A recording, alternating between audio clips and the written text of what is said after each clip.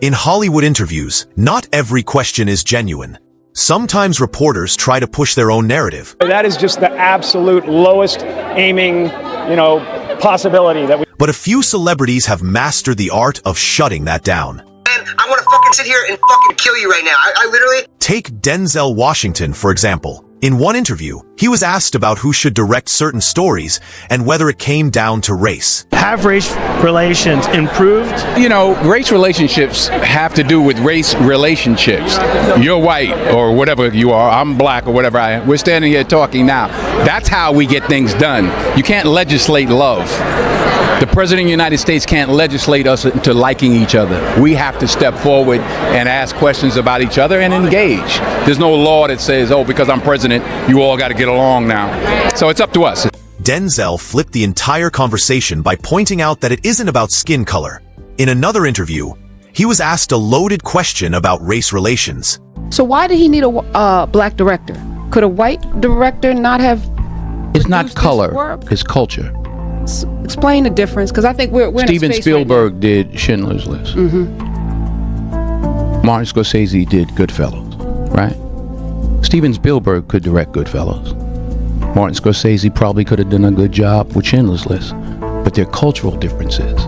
Instead of letting the journalist lead him into controversy, he broke it down simply and truthfully. Morgan Freeman has also made history with how he handles tricky questions. When pressed about issues of race and wealth, he responded with sharp clarity.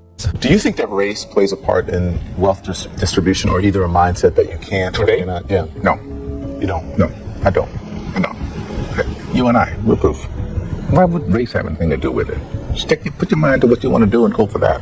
His most famous moment came during a sit-down where he was asked about Black History Month.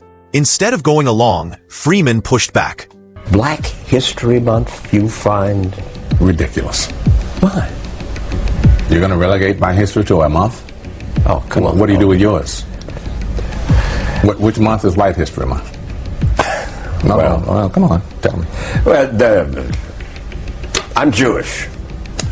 Okay, which month is Jewish History Month? There isn't one. Oh, why not? Yeah. Do you want one? No. I don't either. Pointing out that history itself belongs to everyone and shouldn't be boxed into a single month. I don't want a Black History Month. Black history is American history. How are we going to get rid of racism? Stop talking about it. I'm going to stop calling you a white man.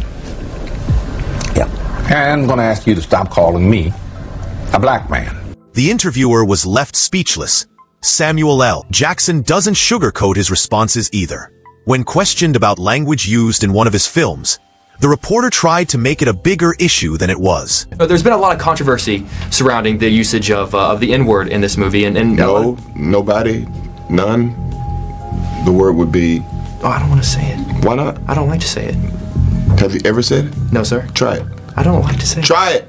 Really? Seriously? We're not going to have this conversation unless you say it. Samuel immediately flipped it back on him, exposing how uncomfortable the interviewer. You want to move on to another question? Okay, awesome. I don't want to say it. Come on. Will you say it? No. That's not the same thing. Why do you want me to say it? They're going to bleep it when you say it on your show. So say it. I can't say it. If I say it, this question it won't make air. Okay, forget it. Matthew McConaughey is smoother in his approach. During a political-leaning question about his views in Texas. In 2021, you considered to run for governor of the state of Texas. Do you think political office is in your future? Can you see that? If it's where I would deem myself to be most useful? Mm-hmm. Yeah. Yes. He refused to get dragged into taking sides. Do you think you could get elected in Texas being anti-gun? Do I think I could get elected in Texas being anti-gun? One thing about if me in politics is to give you a direct statement right there is playing a game that I'm not interested in playing. To give you a direct statement right there. His relaxed tone and calm response made the reporter's attempt to trap him fall flat.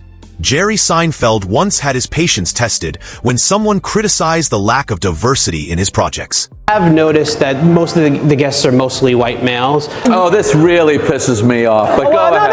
It really pisses me off. The interviewer wanted to stir controversy, But Jerry didn't take the bait. Take a look over here, Peter. What do you see? A lot of whiteys.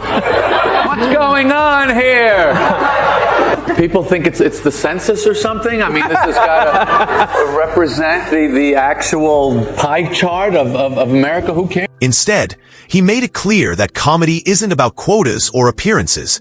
It's about talent. I have no interest in gender or race or anything like that, but everyone else is kind of with their little calculating, is this the exact right mix?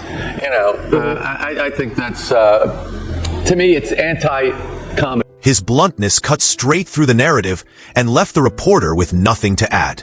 One of the most memorable moments came when Bill Burr was asked the classic question about women in comedy. Can women be funny? Yeah, of course. Some people have a hard time saying yes, though. There are a lot of angry young men on the internet that are like, women can't be fun. Will you guys just fucking grow up and just sit down and write your own horse shit and come up with it? Start your own fucking show. Have your own award show. Quit waiting around for other people to do shit for you. That's the fucking problem. If you guys had your own big club and I was standing outside of it, you'd never fucking let me in. I'd start my own shit. You guys got to start your own shit. You got brains in there, right? Yes, absolutely. So write your own shit and quit your fucking whining. We're all eating a giant shit sandwich out here. Nobody cares. I don't care. Absolutely, but I'm an entrepreneur. I'm a white person. The fuck up. It makes no difference whether you got a dick or a twat. All right? Just do what the fuck you want to do, and hopefully people respond to it. But this fucking horseshit of quotas and all of this crap just become undeniable. It shut the question down in a way only Burr could. It was that perfect mix of uncomfortable honesty and comedy that made the exchange unforgettable. And there's Lil Wayne, sitting down for an interview when the subject of racism comes up. Instead of giving the kind of answer people expect. Where are we in the United States of America in race relations and what you see from day to day in your life? God knows I have been nothing but blessed.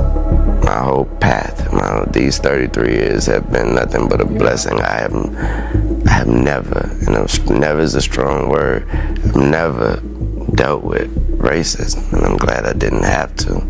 I thought that was clearly a message that there was no such thing as racism. He drops a response that completely flips the tone. And then, on another show, getting pressed about that same statement he had made earlier. There was a lot of backlash from people about that. Would you change it, what you said, or you still feel the same way? And just when it feels like things might boil over, he ends the whole conversation right there. Don't come at me with that dumb man. My life matters. He ended our interview angrily. Lil Wayne is in the business of making music, not apologies. Kurt Russell also handled a political question with blunt honesty. When an interviewer tried to corner him on gun control during a movie press tour. Recently you made some headlines for saying that you felt gun control laws wouldn't deter terrorists. Explain to folks. Well, these are these things where, first of all, I was in a situation, we do what we call the dog and pony. Right. We're out doing the dog and pony selling a picture, and you get sometimes you get what you feel is slightly ambushed by somebody who's really got an agenda, and that's sort of, I think, that's my opinion of what happened to me the other day. My personal feeling is that there's a big difference between fantasy land and reality. Fantasy land is what we do. You're either writing something, writing a song, writing a book, doing a movie, doing a television show. That's fantasy land. And that's where that stuff belongs. In reality, when we're dealing with things like terrorism and whatnot, we're all going to have different opinions on how to do it and how to deal with it. Yeah. Mine happens to be that I think there's a very strong reason founding fathers had for the Second Amendment. Ronda Rousey delivered an equivalently confident takedown when a reporter cornered her with a question about women's pay disputes in sports. We've got quite a large pay dispute happening with our Australian women's soccer team at the moment. Is it frustrating for you as someone who's so prominent in your sport? And we heard you say on the Ellen show the other day you are the richest fighter in UFC, that sort of thing is still going on? I think that how much you get paid should have something to do with how much money you bring in. I'm the highest paid fighter, not because Dina and Lorenzo wanted to do something nice to the ladies. They do it because I bring in the highest numbers. They do it because I make them the most money. And I think that the money that they make should be proportionate to the money that do they bring in?